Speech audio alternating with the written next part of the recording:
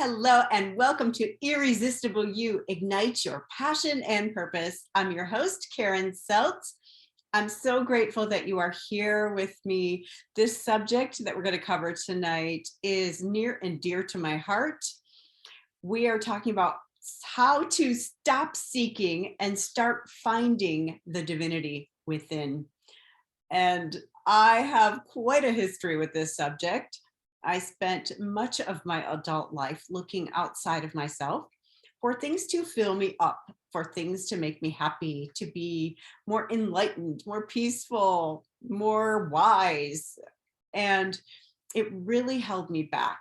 And I realized through my studies and through my wisdom, just learning by experience, that this is one of the favorite tactics that the ego uses to keep us on that hamster wheel, to keep us from looking within so that we continue to focus out here for our answers instead of going within and looking at, the source of everything that we are, our divinity within. So I'm really excited to tackle this with you tonight. It's going to be fun. Hold on to your hats because there's a lot of information. I study this extensively and I apply it in my own life. So I have lots about this topic. So have you ever been in a situation where you think, oh, I need to know, I just need to learn this one more thing so I can get out there with my gifts and start sharing? Or maybe you are much like I was. Every single free webinar that came along, I'd be like, oh yeah, that would be great for my repertoire. I need to know that. And I was always in this constant state of needing something else or thinking I needed something else before I could start. So if that's you, that just know that that's completely normal. And that is one of the tactics of the ego to keep us feeling separate and to keep us seeking. Always seeking. I can't even tell you, I should add it up one of these days, how much I've spent on coaching programs before I even launched anything. I mean, I spent tens of thousands of dollars on coaches without launching a thing for many, many years. So the things I'm going to share with you tonight are getting familiar with that voice of the ego and finding, like, how does it show up for you?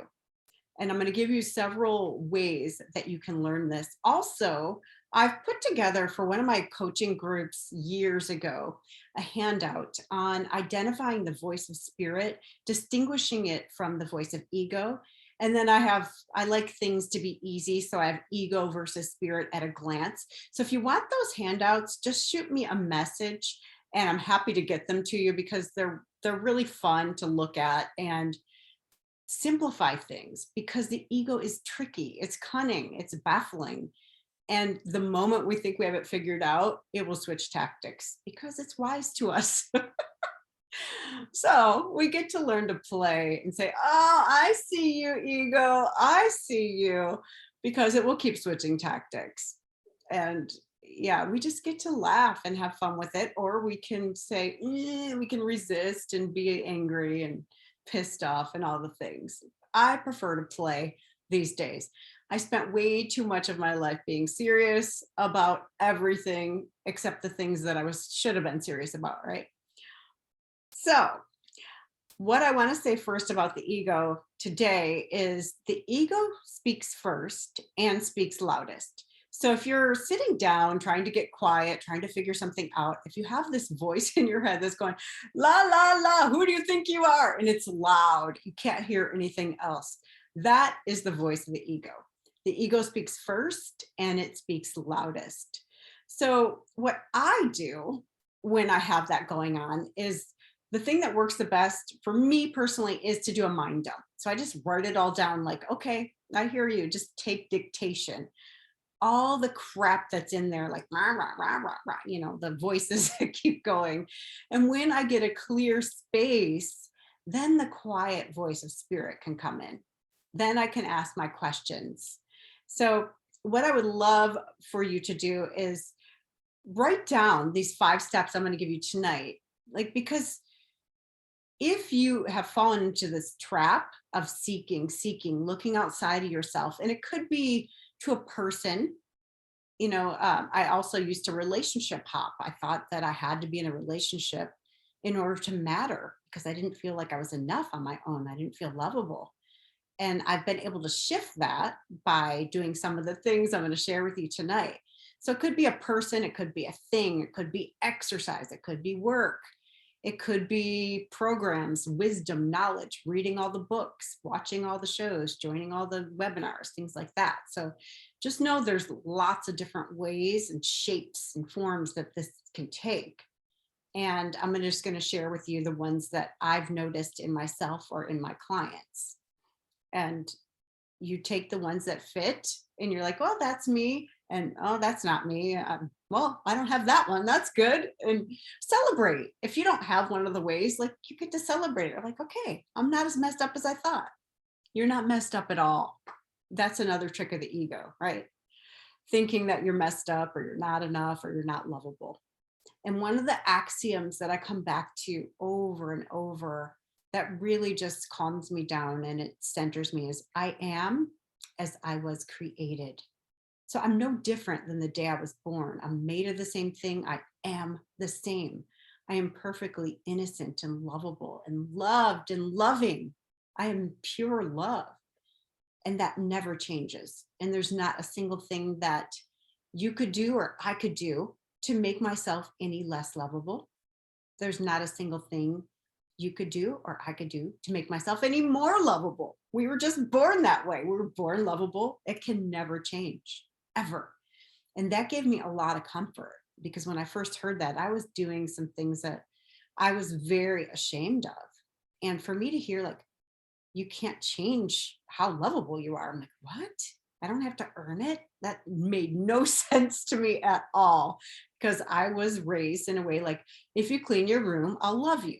I mean, they didn't say that, but it was implied. And the way that my parents' faces looked and the rewards or punishments I received were in accordance to that. Like, if you don't do as I want you to do, you will be punished and you will not be loved. You will be isolated, all the things, whatever form it took for you. So, in order to start living into the fact that you have nowhere to go. So you are on a journey that has no distance to a goal that's never, ever changed. And for me, that goal is to remember the truth of who I am. I would love to remember it at all times, but for me, it's like more and more, or I lessen the amount of time that I forget. So I might forget the truth of who I am and start identifying with lack or with, neediness, like I need something outside of me.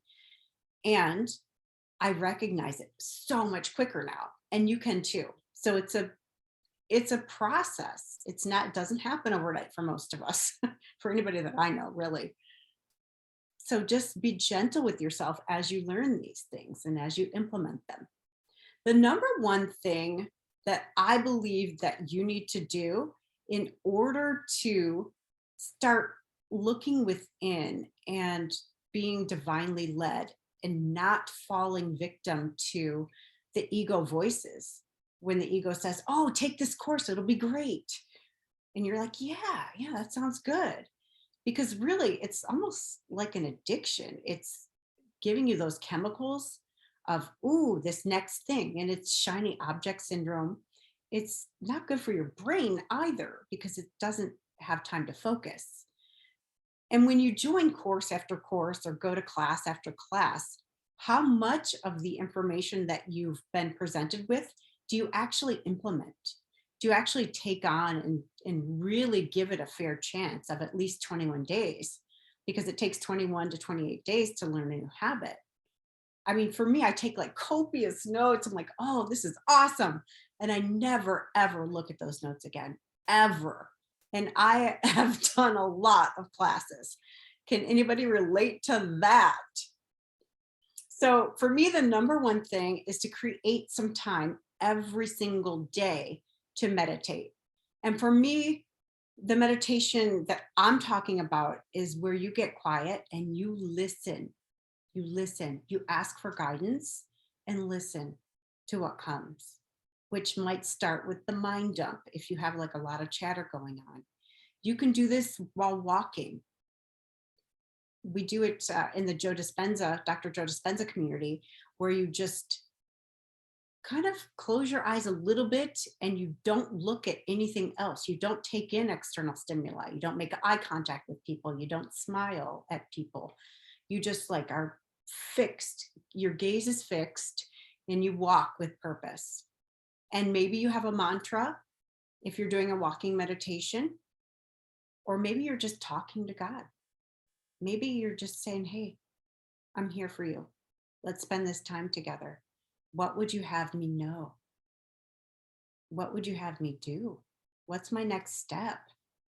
Because I spent years in confusion and not only not wanting to be alone with my thoughts, but fearing it, being so afraid that nothing was there, or what I would hear would be like, you're a horrible person, or I don't have time for you. You're not enough. You're not good enough. Look at what you're doing. Like a lot of the dogma that I was raised in was I was not good enough for God. I was a sinner. And that didn't work for me as an adult. It doesn't work because I can't connect then. And now what I've come to realize is that there is no separation between me and God, between me and spirit. No separation. I'm God, God is me. There is zero separation. I'm a spark of that divinity. So it's like if God were the ocean, I am some of the foam on the wave, and so are you. But when the next wave rolls in and out, we're all, back together. The foam disappears and goes back into the oneness.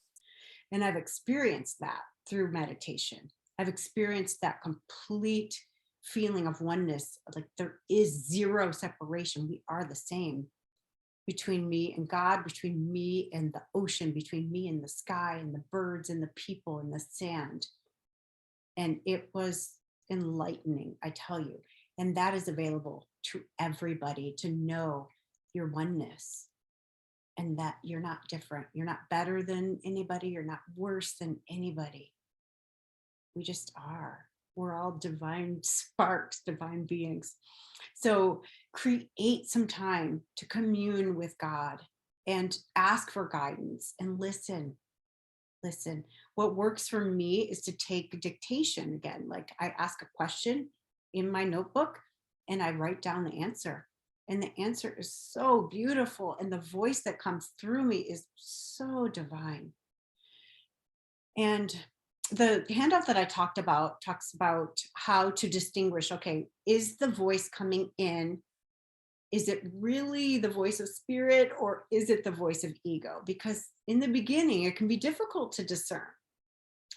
And some of the things to look for are like, you have to do this, you must do this. That's definitely ego. Spirit is gentle. You will learn your lessons and you will keep being presented with them until you do. Spirit will guide you. It will nudge you. It will give you a feeling in your body.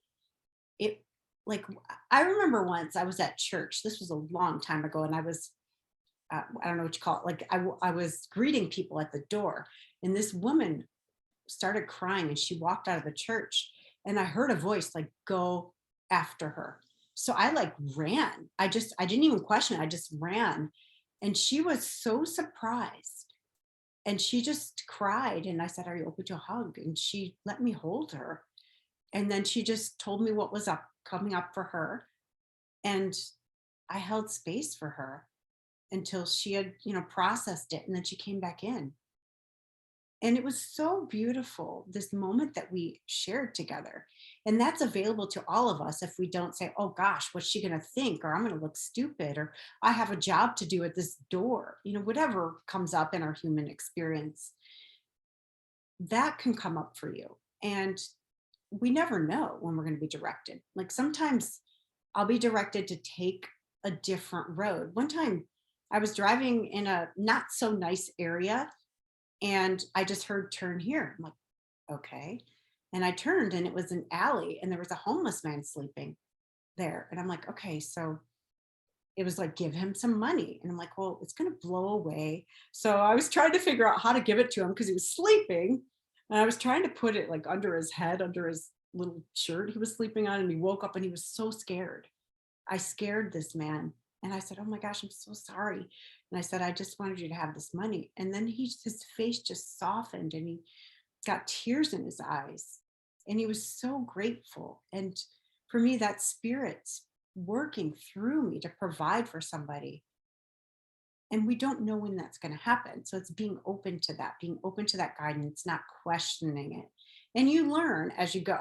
Like when you question it, then when I didn't do the thing for months later, I'd be like, oh, why didn't I do that thing? Why was I afraid? And I would question it and I would have self-doubt.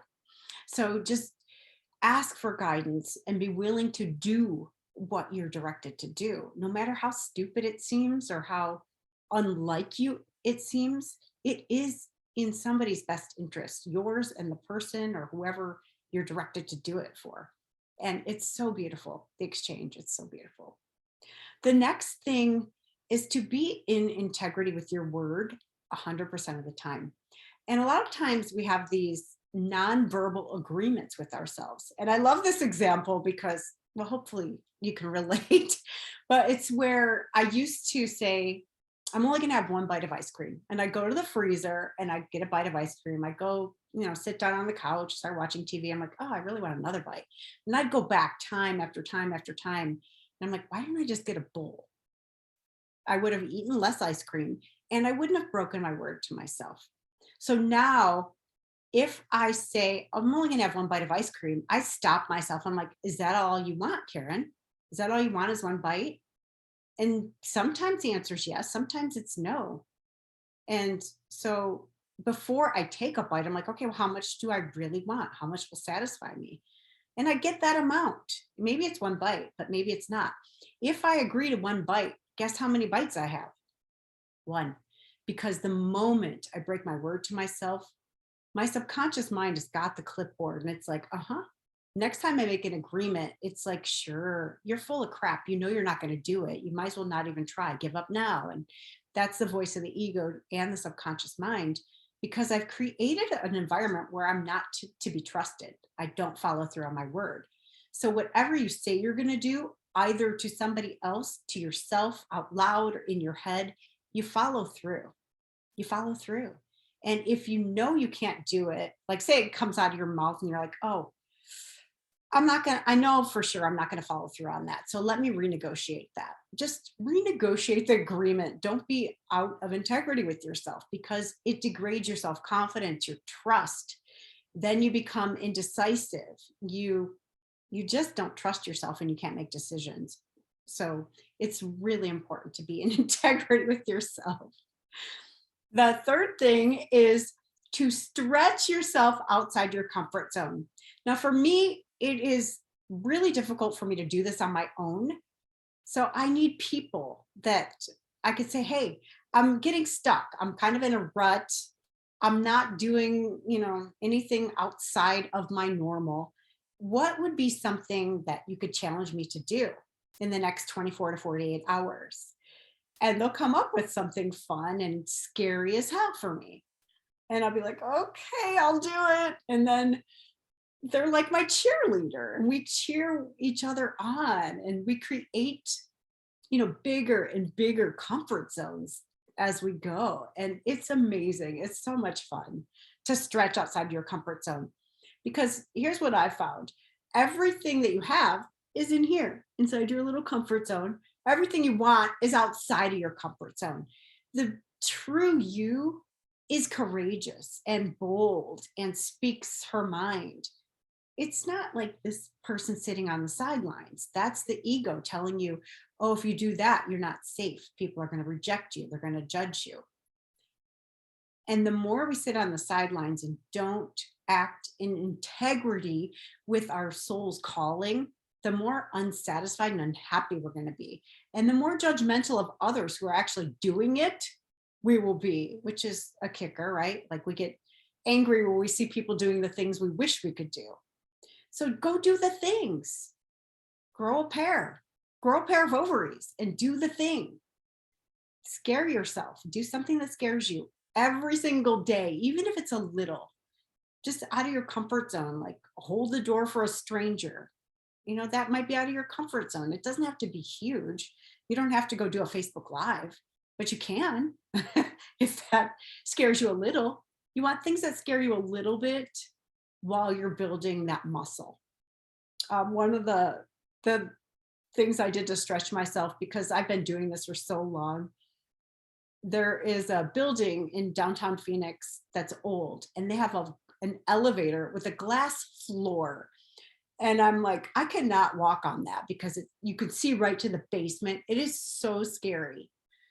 And I had this friend who was in this leadership program where we stretch people all the time. And he's like, how about you? What scares you? I'm like, that glass bottom elevator. He's like, all right, go do it. I'm like, oh gosh. So I videotaped it. And this was like in a crowded restaurant. And the video of me is like me screaming, like a blood curdling scream as I look down, because I got in it, no problem, without looking down. But the moment I looked down, I was like, ah! You know what? I felt amazing after that. It's amazing what it does to your confidence. And it just is fun. There's adrenaline going through your body, and you're like, dang, I'm a badass. I could do anything. I just, defied death, essentially. That's what it felt like. I felt like I was going to die. It's so strange, but that's what it is. All right. The fourth thing is to take consistent steps toward your goal. So you get to know what's something you really want. And every day, do something, even if it's something small, toward that goal. And those little steps, they're going to add up.